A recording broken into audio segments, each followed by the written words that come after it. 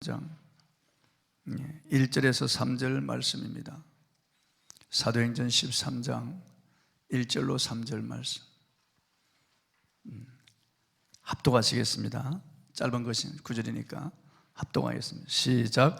안디옥 교회에 선지자들과 교사들이 있으니 곧 바나바와 니게르라 하는 시므온과 구레네 사람 루기오와 분봉왕 헤롯의 젖동생 마나엔과 및 사울이라. 주를 섬겨 금식할 때 성령이 이르시되 내가 불러 시키는 일을 위하여 바나바와 사울을 따로 세우라 하시니 이에 금식하며 기도하고 두 사람에게 안수하여 보내니라. 아멘. 모범이 된 교회라는 주제로 오늘 말씀을 통해서 같이 은혜를 나누겠습니다. 사도행전은 예수님의 제자인 사도들의 행적을 기록한 책이므로 전도행전 혹은 성령행전이라고 불리기도 합니다.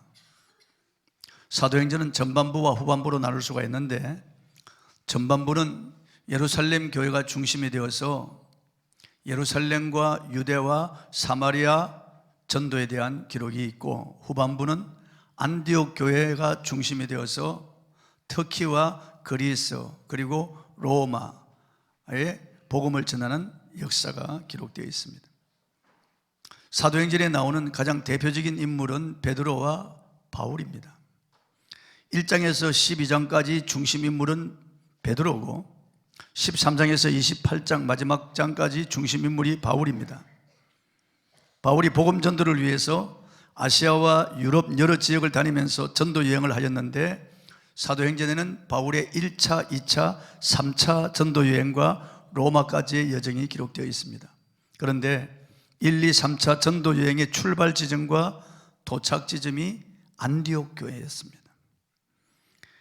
안디옥 교회는 바울 일행을 파송한 교회이고, 바울 일행이 선교하도록 물심양면으로 협력한 좋은 교회였습니다.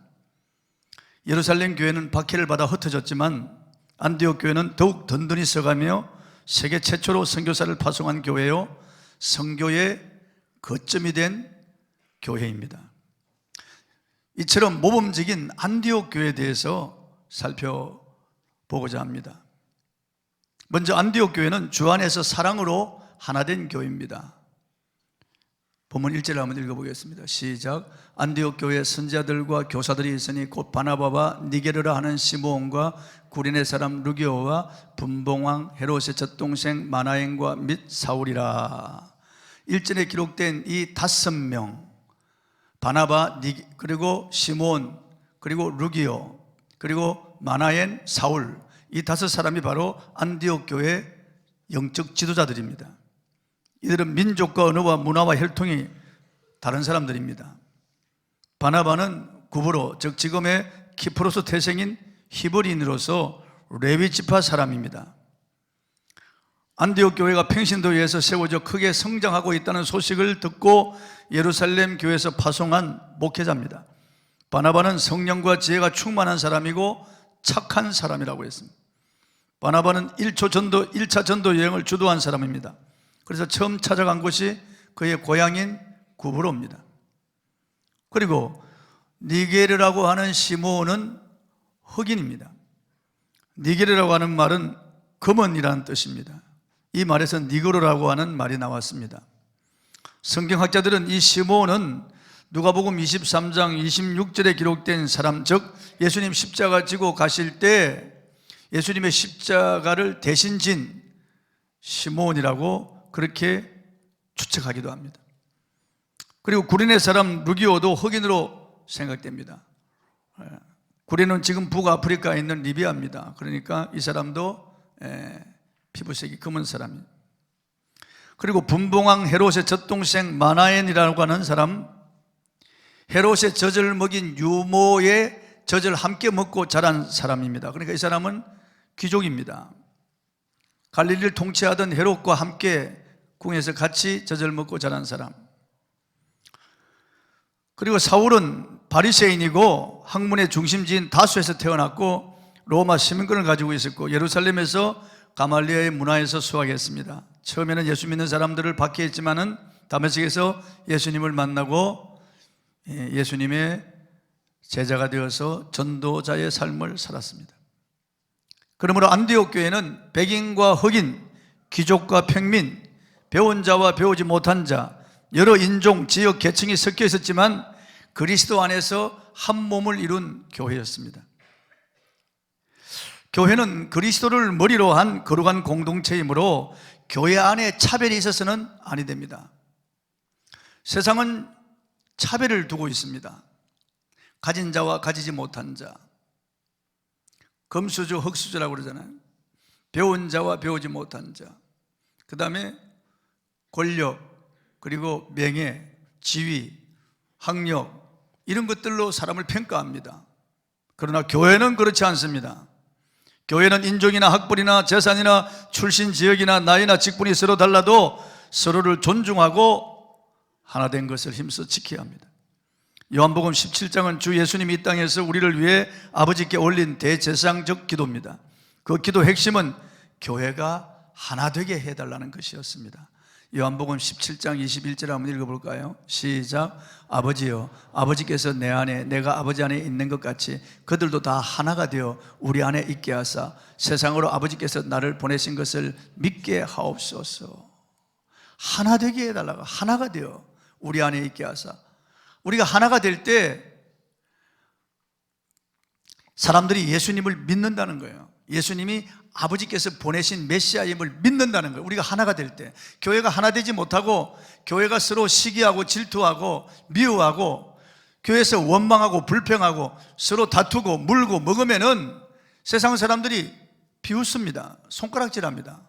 그리고 예수 믿는 것들이 저렇다고 그럽니다. 교회가 하나 되지 못하면은 교회가 힘을 잃어버립니다. 교회가 하나 되지 못하고 서로 싸우고 분란이 일어나면은 마귀가 박수를 치는 거예요. 교회가 하나 될 때 성령이 그 하나된 공동체를 통해서 성령님이 일하십니다. 교회가 하나 되지 못할 때 마귀가 역사합니다. 우리는 하나 된 것을 힘써 지켜야 됩니다. 이게 예수님의 소원이에요.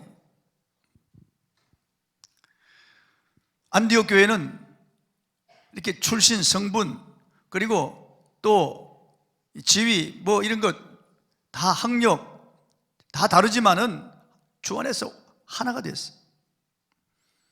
그런데 유감스럽게도 고린도 교회는 파당이 있었고 분쟁이 있었습니다. 그래서 사도 바울이 책망했습니다. 고린도전서 1장 10절을 읽어볼까요? 시작. 형제들아, 내가 우리 주 예수 그리스도의 이름으로 너희를 권하노니 모두가 같은 말을 하고 너희 가운데 분쟁이 없이 같은 마음과 같은 뜻으로 온전히 합하라. 왜냐하면은 여기 이게 개바파, 바울파, 그리고 예수파, 파가 다 나눠져 가지고 교회 안에 파당이 있어 가지고 하나 되질 못하고 있습니다. 서로 마음이 갈라져 분쟁하고 있었어요. 너무나 안타까운 일이죠. 그래서 바울이 고린도 교회에 향하여 책망한 겁니다. 또 고린도전서 3장 3절을 한번 읽어보겠습니다. 시작. 너희는 아직도 육신에 속한 자로다. 너희 가운데 시기와 분쟁이 있으니 어찌 육신에 속하여 사람을 따라 행함이 아니래요. 교회 안에 서로 시기하는 거예요. 교회 안에 서로 분쟁하는 거예요. 저 사람 꼴 보기 싫다고 그러고 말이에요. 지가 잘났으면 얼마나 잘났다고. 그리고 서로 수근수근하고 비방하고, 여기 모이면 저기 사람 비방, 여기 모이면 이 사람 비방하고, 성질이 못됐다고 그러면서 다른 사람 판단하고 그 사람 비판하는 거예요. 그 집에서 어제 싸우더라고 말이에요. 내가 지나가는데 보니까 냄비 날아가는 소리가 나더라고 그러면서. 그리고 그런 허물들을 퍼뜨리는 거예요. 하나 되지 못하게. 그게 남 돈 빌려가지고 빚졌다고 말이에요. 그 사람들 왜 그렇게 사는지 모르겠다고 그러면서 그저 남의 말 하기를 좋아하고, 그래서 또 남의 말 듣는 사람 별식같이 그 말이 속으로 내려가는 거예요. 이래서 교회가 분쟁이 일어나면 마귀가 좋아하는 거죠. 성령께서 일하실 수가 없습니다. 바울 사도가 그렇게 사랑하고 아꼈던 빌립보 교회도 분쟁이 있었습니다. 하나 되지를 못했어요. 빌립보 4장 2절에 보니까 내가 유오디아를 권하고 순두개를 권하노니 주 안에서 같은 마음을 품으라. 이 교회의 지도자 유오디아, 순두개 이 두 사람이 지도자인데 이 두 여성이 하나 되지 못하고 있는 거예요. 요즘 말로 하면 권사들인데, 아주 유력한 권사들인데 이 서로 하나가 되지 못하고 서로 마음이 갈라져 있는 거예요. 그래서 이쪽 편이 있고 이쪽 편이 있는 거예요. 이게 정말 악한 짓이죠. 사단의 역사입니다. 오늘날 교회 안에서 기득권이나 재산 문제로 교회가 분쟁을 하여 세상 법정에 가서 서로 싸움으로 교회가 세상으로부터 지탄과 조롱을 받고 있습니다. 에베소 4장 3절 4절 읽어보겠습니다. 시작. 평안에 매는 줄로 성령이 하나 되게 하신 것을 힘써 지키라. 몸이 하나요 성령도 한 분이시니 이와 같이 너희가 부르심의 한 소망 안에서 부르심을 받았느니라. 예수 그리스도께서 십자가에서 그의 살을 찢고 피를 쏟아 그의 생명을 버려 저와 여러분을 아버지의 양자로 낳으셨습니다. 우리는 한 피바다 한 몸을 이룬 그리스도 안에 한 지체예요. 우리가 성찬을 대하면서 주님의 살을 먹고 피를 마시고 우리가 하나 된 것을 늘 기억합니다. 아버지도 한 분이시요 주님도 한 분이시요 성령도 한 분이시요 믿음도 하나요 세례도 하나요.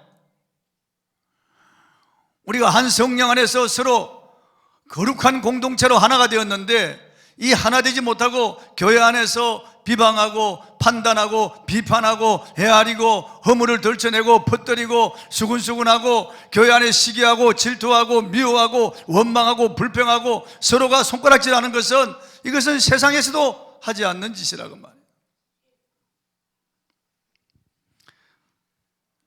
성경은 우리가 하나 되라고 한 것이 아니고 이미 하나가 되었으니 이미 성령으로 우리가 하나가 되었으니 하나 된 것을 힘써 지키라고 합니다. 왜 힘써 지키라고 했을까요? 하나 되지 못하게 방해하는 놈이 있기 때문에 그렇습니다.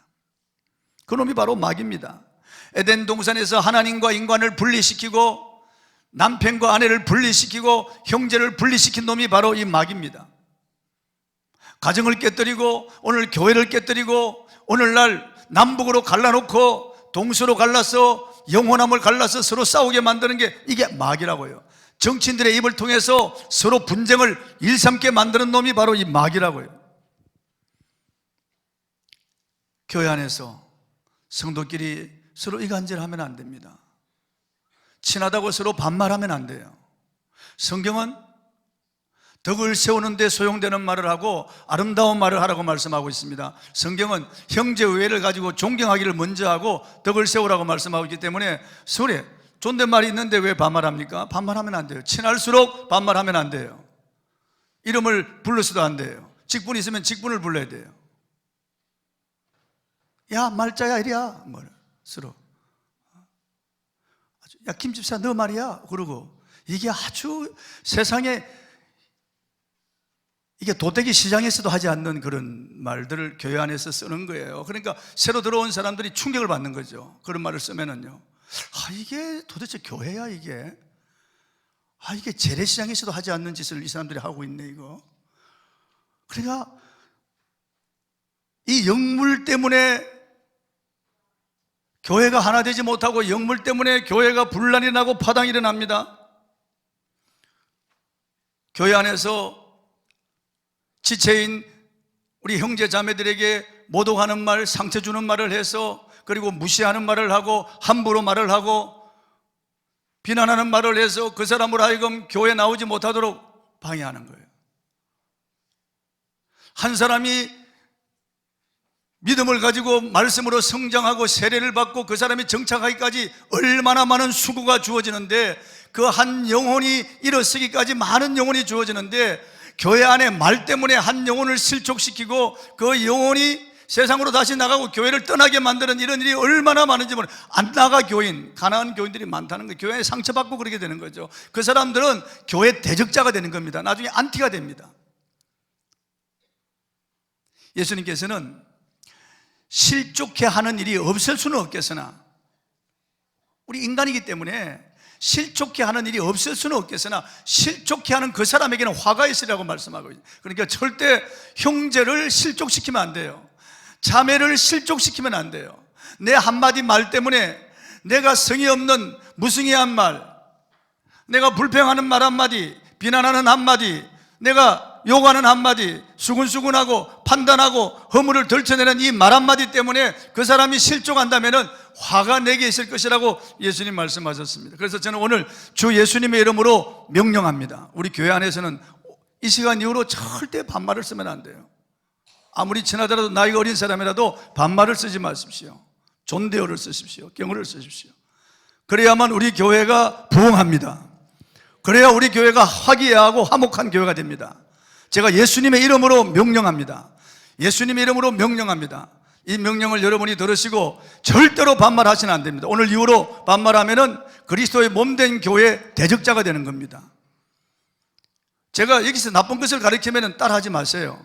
인간적인 냄새가 나면 그건 본받지 마세요. 그러나 예수님의 이름으로 명령하는 것은 여러분들이 듣고 순종하시길 바랍니다.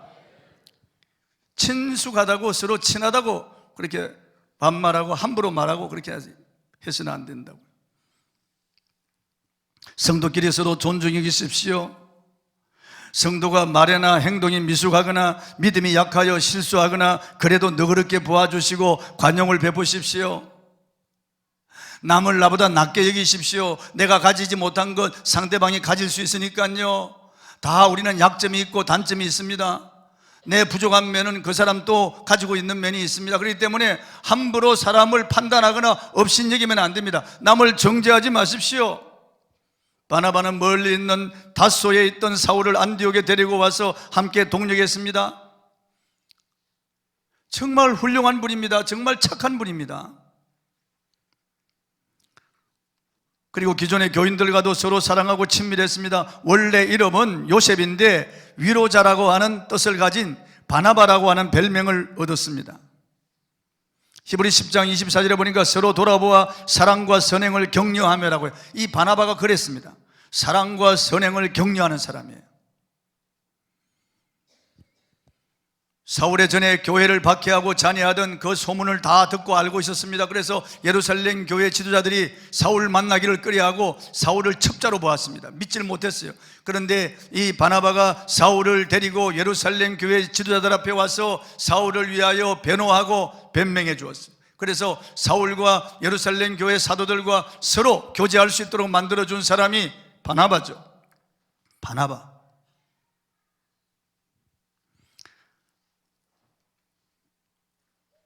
오늘 이 본문에 있는 이 5명의 지도자들은 정말 훌륭한 분들입니다. 서로 인종, 피부 색깔, 그리고 출신, 성분 다 다르고 지위, 고학력 다 다르지만은 이분들은 그리스도 안에서 하나가 된 분들이에요. 그러니까 이 교회가 이렇게 아름다운 교회, 이렇게 선교하는 교회, 힘 있는 교회, 덕을 세우는 교회가 된 거예요. 바나바처럼 우리는 위로자가 되어야 됩니다. 교회 안에서 위로자가 되어야 했습니다. 바나바처럼 사랑과 선행을 격려하는 사람이 되어야 되겠어요. 그게 바나바예요. 위로하고 격려하는 사람, 바나바예요. 어느 심리학자가 연구한 것을 발표했습니다. 2개의 방에 차가운 얼음물을 넣은 큰 통을 각각 넣고 한 방에는 한 사람이 얼음통에 들어가고 다른 방에는 6명이 대형 얼음통에 들어갔습니다. 그런데 6명이 한 사람보다 2배나 더 오래 견딜 수가 있었습니다. 서로 오래 견디자고 격려했기 때문에 그렇습니다. 이와 같이 위로나 격려가 얼마나 큰 힘이 되는지 알 수 없습니다. 사람은 누구나 위로나 격려가 필요합니다. 목사도, 장로도, 권사도, 집사도, 일반 성도님들도 모두 위로가 필요한 사람입니다. 이 세상에 위로가 필요 없는 사람이 한 사람도 없습니다. 저도 위로가 필요해요. 저도 우리 성도님들이 위로해주면 나도 위로를 받습니다. 힘을 얻습니다. 목사님, 제가 목사님을 위해서 기도하고 있습니다. 그러면 힘을 얻어요. 목사님, 제가 말씀에 은혜 받고 있습니다. 힘을 얻어요. 서로 위로하고 격려해 줘야 할 대상이에요. 사람은 믿을 대상이 아니에요. 사람은 완전한 존재가 아니에요. 사람은 쉽게 변할 수 있습니다. 금방 있다가도 없어지는 게 인간이에요. 우리가 사람은 믿음의 대상이 아니에요. 사람 보고 실족하면 안 돼요. 사람 때문에 걸려 넘어지면 안 됩니다. 나도 냄새나고 너도 냄새나는 거예요. 서로 다 부족함이 있는 거예요. 사람은 사랑할 대상이고 사람은 위로하고 격려할 대상이지 믿을 대상이 아니에요. 의지할 대상도 아니에요. 누가 누구를 의지합니까? 안디옥 교회는 지체 높은 분들이, 먼저 배운 자들이, 성숙한 자들이, 그리고 섬겼습니다. 성도를 섬겼어요, 그들이. 그러니까 하나 될 수가 있었던 거예요. 하나 될 수가 있었던 거예요. 가정에서 누가 섬김을 받습니까? 어린아이가 섬김을 받잖아요. 갓난아기가요. 왕처럼 섬김을 받습니다. 가장 귀한 섬김을 받잖아요. 교회 안에서도 그래야 될 것입니다. 그리고 안디옥 교회는 기도하는 교회로 성령에 민감한 교회였습니다. 본문 2절을 한번 읽어보겠습니다. 시작. 주를 섬겨 금식할 때 성령이 이르시되 내가 불러 시키는 일을 위하여 바나바와 사울을 따로 세우라 하시니. 안디옥 교회는 금식하며 예배드렸고 금식하며 기도했습니다. 주를 섬겨 금식했다는 것이 바로 이것을 알려주고 있습니다. 그들은 주님 앞에 더 가까이 나가기를 원했고 주의 음성 듣기를 원했습니다. 그래서 금식하며 예배드렸고 금식하며 기도했습니다. 금식 기도는 내 자아를 죽이는 방법입니다.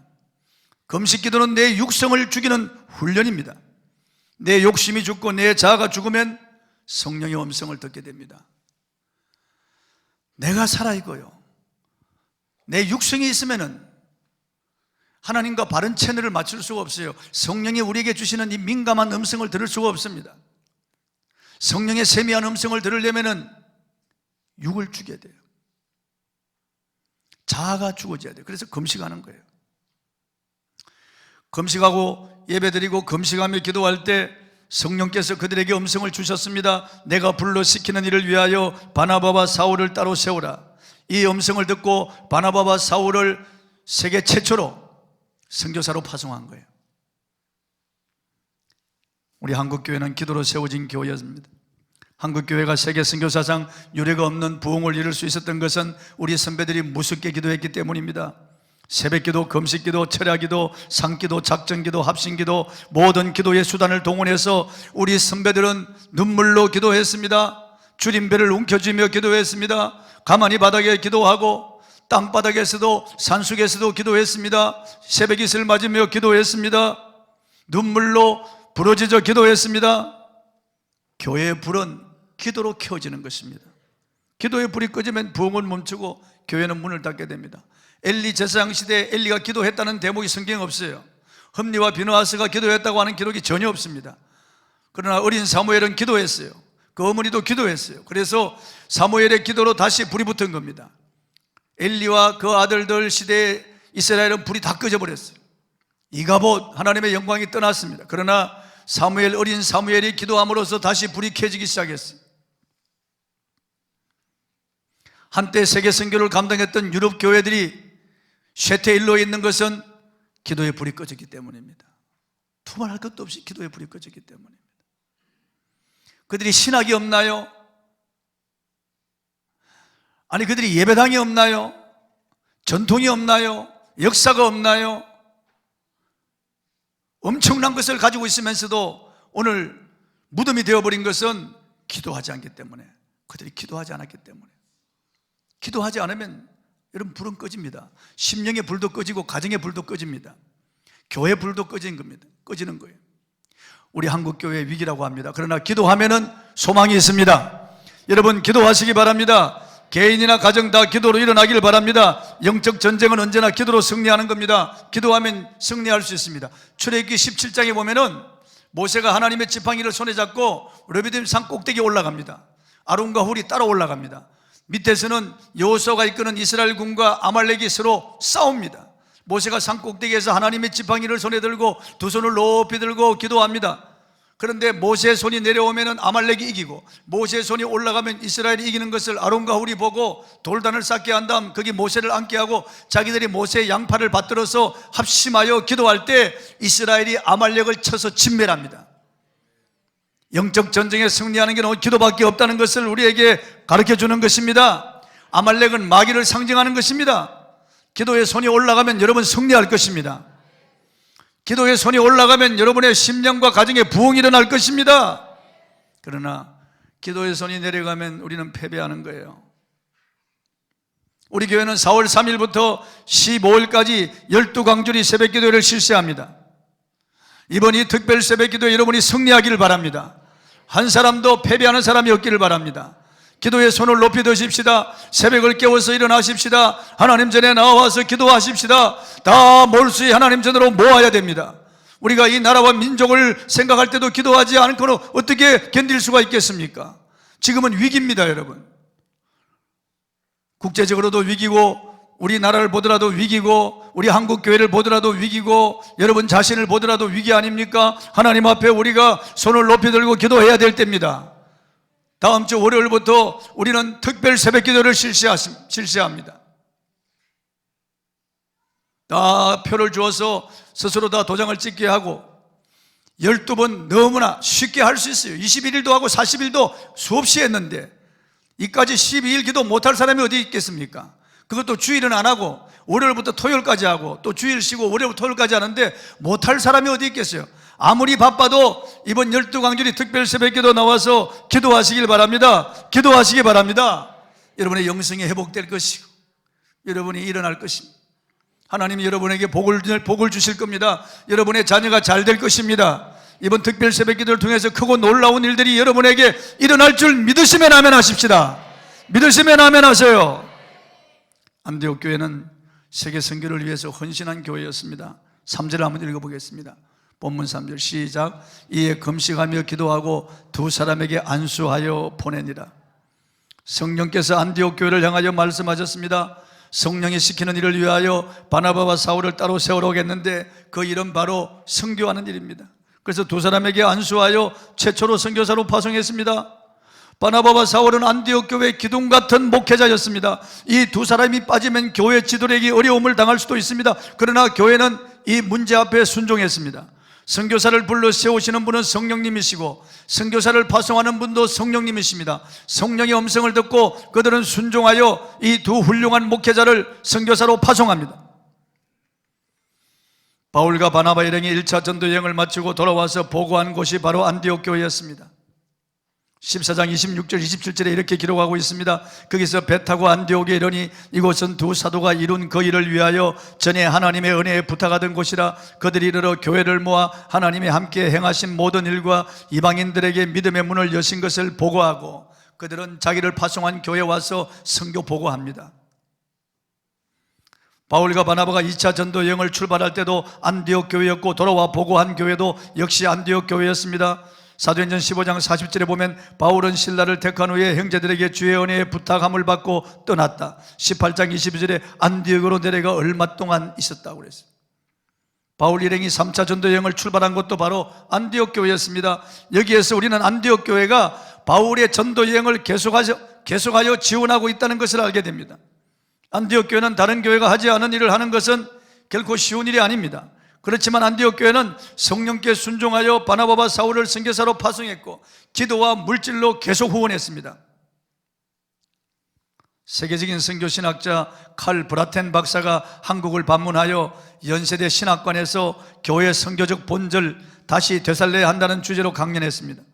브라텐 박사는 오늘날 교회는 교회의 존재 목적이 선교임을 잊고 있다면서 교회는 시대적 풍조에 순응하는 것을 거부하면서 세계 복음화를 위해 연합해 헌신해야 한다고 강조했습니다. 그는 서구 선교가 20세기 말에 들어 몰락했다고 규정했습니다. 그 첫 번째 이유는 신학교가 모든 민족들을 향한 복음 전도와 교회가 선교를 위해 존재한다는 것을 강조하는 신학을 가르치지 않았기 때문이라고 했습니다. 신학교에서 자유주의 신학이 들어오고 신학교에서 정작 전도와 선교를 강조해야 되는데 전도와 선교를 강조하지 않았다는 거예요. 두 번째 이유는 기독교 나라의 국교가 되었을 때 주님이 말씀하신 다가오는 하나님의 나라를 위해서 선교의 책임을 다하라는 명령을 버렸기 때문이라고 했습니다. 기독교가 유럽의 여러 나라의 국교가 되면서 교회 안에 부가 들어왔습니다. 그러니까 등 따시고 배부르니까 그냥 헌신하고 수고하는 선교에 대해서 포기했다는 거예요. 그러니까 교회가 안 하니까 선교단체들이 일어났습니다. 뭐 CCC라든지 예수전도단이라든지 이런 OM 선교회라든지 이런 선교회들이 일어난 거예요. 그러나 칼 브라텐 박사는 선교단체가 선교하는 것은 바람직하지 않다고 했습니다. 교회가 선교해야 된다고 했습니다. 교회가. 왜냐하면 교회가 선교사를 위해서 기도해 주기 때문에 물질만의 후원, 조직만의 후원 가지고는 안 된다는 거예요. 교회가 기도하고 선교사를 위해서 파송하고 또 기도해 줘야 되기 때문에 교회가 선교사를 파송해야지 선교단체가 선교사를 파송하는 것은 바람직하지 않다고 했습니다. 교회 존재 목적은 선교라고 했습니다. 저도 동감합니다. 지난 주일 38년 전에 저와 의형제를 맺고 지금까지 형과 아우로 서로 교제하던 분이 돌아가셨다는 급보를 받았습니다. 돌아가시기 3일 전까지 일하셨고 자기 발로 걸어서 병원으로 들어갔는데 기침이 자꾸 나와서 병원에 들어갔는데 급성폐렴으로 입원한 지 이틀도 안 돼서 그냥 돌아가셨어요. 지난 주일날 제가 2부 예배를 마치고 내려갔는데 급보를 받았습니다. 우리 교회 개척교회 때 많은 도움을 주셨던 분입니다. 미국으로 이민 가서 미국에서 교회를 잘 섬기던 분이고 가정과 교회 일밖에 모르던 신실한 안수 집사님이셨는데 중환자실에 들어간 지 7시간 만에 돌아가셨습니다. 의사였던 황수관 박사가 급성폐렴으로 폐혈증으로 돌아가셨는데 바로 그 병으로 제 형님도 돌아가신 겁니다. 그런데 위로가 되는 것은 38년 전에 제가 그분에게 복음을 전해서 그분이 예수님을 믿고 안수집사가 되고 그분의 부인도 권사님이 되시고 그의 두 남매가 다 교회에서 신실한 일꾼이 됐다는 거예요. 제가 복음을 전해서 그분들이 예수를 믿게 되었다는 거예요. 교회 안에서 이렇게 관을 두고 마지막 장별 인사를 하는 게 미국 장례식이거든요. 장례 예배를 드리고 가족들, 친척들 수백 명이 한 사람씩 나와서 관 속에 누워있는 그 사람을 보면서 꽃을 바치든지 인사하고 떠나간 한마디씩. 제가 그 영상을 보았습니다. 카톡으로 받아보았습니다. 이 땅에서 다시 볼 수 없어서 서운하지만은 그러나 예수 믿고 천국 가셨으니 얼마나 감사한지 알 수 없습니다. 여러분, 세상 모든 사람들이 복음이 없어 멸망으로 들어가고 있습니다. 10사람이 죽으면 8명은 지옥으로 들어가고 있는 실정입니다. 세계는 말할 것도 없죠. 거의 모든 사람들이 멸망으로 들어가고 있습니다. 이 세상 모든 사람에게 복음이 필요합니다. 우리들도 지금부터 132년 전에 미국 선교사 2분이 복음을 전해 주어서 이처럼 많은 교회가 세워졌고 수많은 사람들이 예수님을 믿고 구원받게 되었습니다. 전하는 자가 없이 어떻게 믿을 수가 있겠습니까? 선교사를 파송하고 돕는 사역은 참으로 귀한 사역입니다. 바라기는 우리 교회가 지속적으로 선교사를 파송하고 선교사를 위해서 기도하고 후원하는 교회가 되어야 할 줄 믿습니다. 안디옥 교회는 차별 없이 서로 하나가 된 교회예요. 안디옥 교회는 금식하며 기도하며 성령께 순종한 교회였습니다. 안디옥 교회는 선교를 위해서 헌신한 교회였습니다. 우리 교회도 안디옥 교회를 본받아서 이와 같이 주님 안에서 서로 사랑하며 하나가 되어야 되겠습니다. 남을 위해 살아야 되겠습니다. 믿음이 연약한 자를 섬겨야 되겠습니다. 금식하며 기도하는 교회가 되어야 되겠습니다. 선교사를 파송하는 교회가 되어야 되겠습니다. 협력하는 교회가 되어야 되겠습니다. 찬송하고 기도하겠습니다.